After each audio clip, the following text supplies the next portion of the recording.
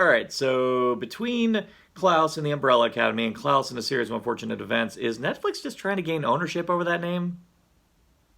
Probably. If we don't stop them tonight, this town will never be the same! Destroy those toys! No, no, no, no, no! No! Ah! Ha! Eat our snow, you... They're not attached. Why aren't they attached? Klaus is a new animated film that just popped up on Netflix. It's another in a long line of films that offer its own take on the origin of Santa Claus.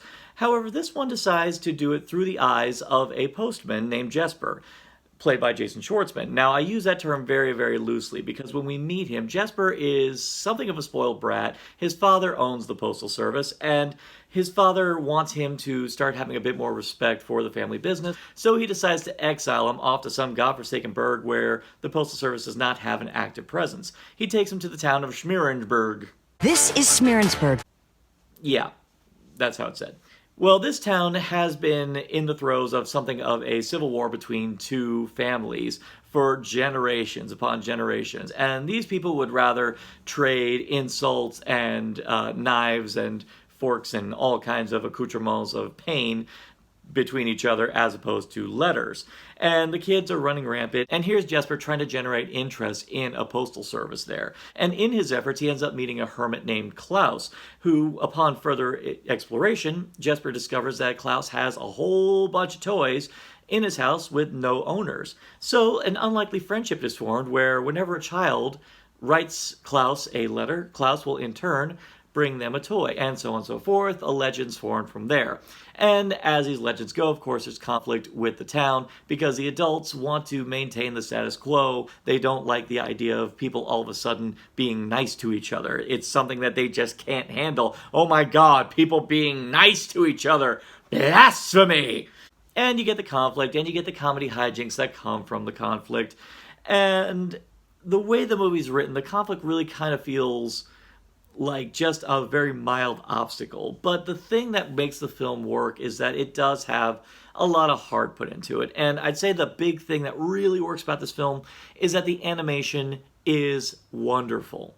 And I don't know if this is a trend that may have started from movies like Into the Spider-Verse, but there seems to be this ongoing thing where 3D animation is aspiring to emulate 2D animation and create some kind of wonderful hybrid. With 3D animation, you got characters that have to look a certain way because the 3D animation is meant to kind of create a realistic world. And so the characters kind of have to have some level of realism. However, if you mix it together with 2D animation allows you to come up with characters with very, I'd say, either exaggerated features or diminished features.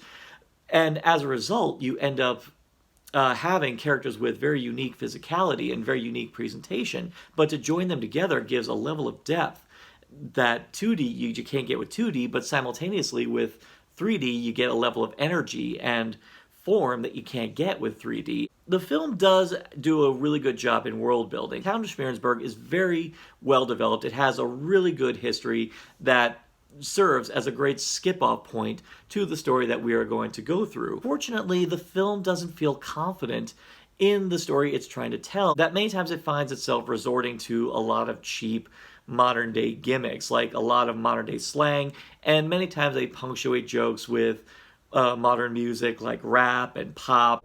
I didn't think so.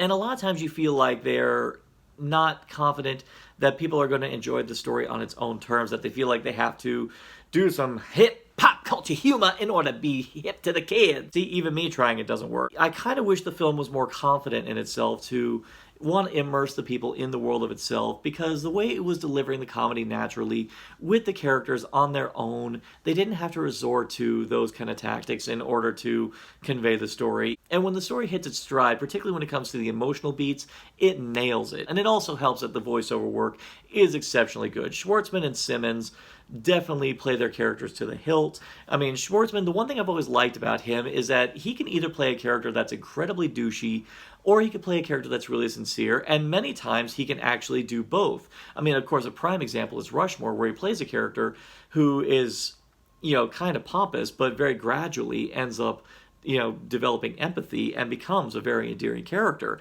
But then alternatively, if you want him to be a full-on asshole, he can do that, and that's great. And then you got J.K. Simmons, who the great thing about him is that he's always had that big, bombastic voice that he's used to great effect, as J. Jonah Jameson. But they harness it just right for his performance here as Klaus, where his voice ends up really helping and portraying a version of Santa Claus that you get this vibe he's burdened by something, and the movie does an exceptional job of revealing that very gradually as to the weight that's on his soul and the blocks that Jesper has to work through in order to crack this particular egg. And when you find out some of the truths about him, it definitely helps in understanding why he's so freely and willing to embark on this, at the beginning, seemingly very ridiculous journey.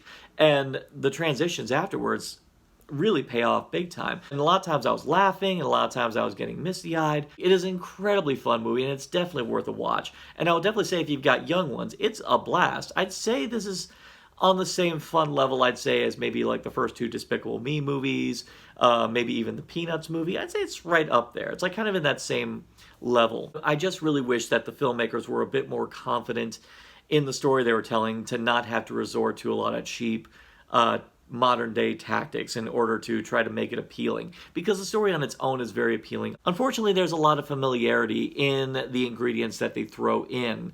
A lot of times when I was watching it, I was noticing similar aspects to other much better animated films. Jesper, in the dead beginning of the film, he bore a lot of resemblance to Kuzco in Emperor's New Groove.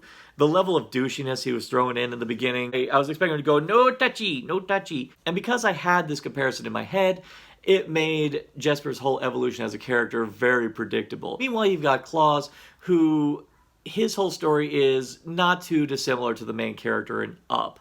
And if you've seen Up, you kind of get a vibe of what I'm talking about. I'm going to try to be spoiler-free, but you get the feeling that the filmmakers were desperate to try and find new and fresh ways to tell said story. Kind of at war with myself, really, because on one side the film is incredibly entertaining. The emotional beats land exactly the way you'd want them to, but because the film is trying desperately to gain its own voice, it ends up using the same voice that you see in a lot of other mediocre animated films.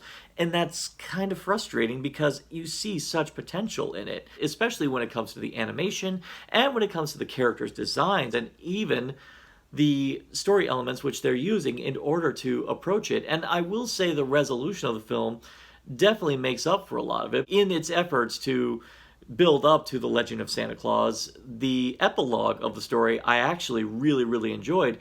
And it's not a Deus Ex Machina. They actually do some really solid foreshadowing very gradually, actually from the minute you meet Klaus, and the way this foreshadowing evolves into the final resolution to the epilogue definitely made it all worthwhile.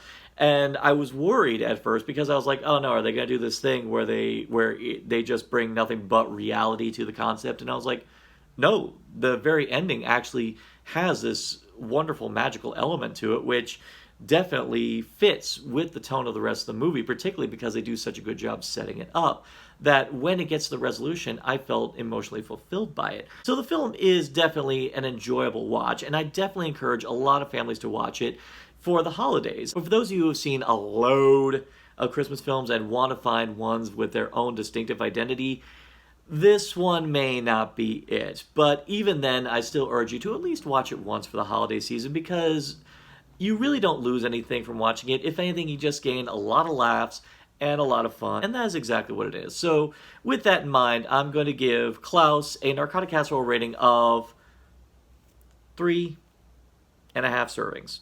Do you agree? Do you disagree? Do you think that this film is just another hackneyed Christmas cash-in?